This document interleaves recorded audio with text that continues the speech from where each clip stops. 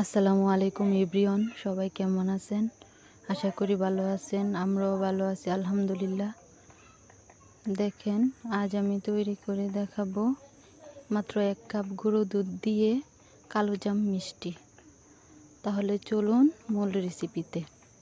প্রথমে একটা মিক্সিং বলে নিয়ে নিলাম 1 কাপ গুঁড়ো দুধ, 2 টেবিল চামচ সুজি, 1 টেবিল চামচ ময়দা আর 1 চিমটি পরিমাণ বেকিং পাউডার, সামান্য একটু ফুড কালার আর 1 টেবিল চামচ ঘি। এখন সবগুলো উপকরণ হাত দিয়ে মিশিয়ে নেব। একটু ঘষে ঘষে হাত দিয়ে মিশিয়ে নেব। আমার মিশানো হয়ে গেছে।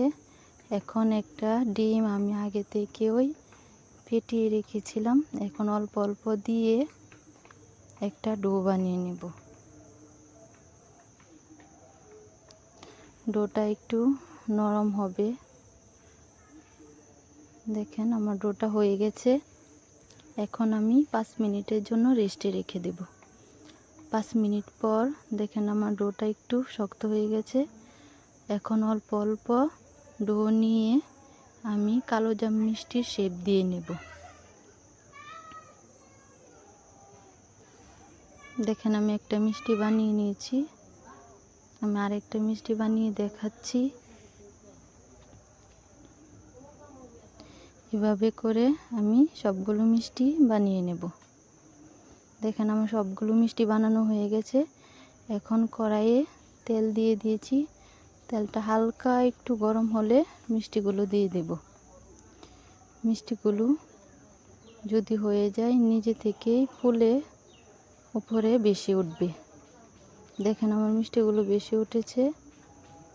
আমি এখন আর একটু কালার করে নামিয়ে নেব। দেখেন, মিষ্টিটি ফুলে ডাবল হয়ে গেছে। এখন আমি নামিয়ে নিচ্ছি। আমি সবগুলো মিষ্টিই নামিয়ে নিচ্ছি।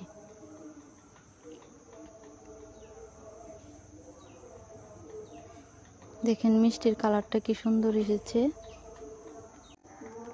এখন আমি শিরা তৈরি করে নেব। এখানে একটা কড়াইয়ে দিয়ে দিয়েছি 4 কাপ পরিমাণ পানি আর 2 কাপ পরিমাণ চিনি। এই যে কাপ দিয়ে আমি পানি মেপে নিয়েছি, সেই কাপেরই 2 কাপ চিনি দিয়েছি। এখন শিরাতে একটা বলক তুলে নেব। বলক উঠে গেছে। এখন আমি মিষ্টিগুলো দিয়ে দেব। এখন ডেকে আমি কিছু সময় রান্না করে নেব। মাঝে মাঝে ঢাকনা খুলে একটু নেড়ে দেব। দেখেন, আমার মিষ্টিগুলো হয়ে গেছে। এখন চুলা থেকে নামিয়ে রেখে দেব শিরাতেই। আমার ভিডিও যদি আপনাদের ভালো লেগে থাকে তাহলে লাইক, কমেন্ট, শেয়ার করবেন। আর যদি ফেসবুক থেকে দেখেন তাহলে ফলো করে দিবেন। আর ইউটিউব থেকে দেখলে সাবস্ক্রাইব করে দিন।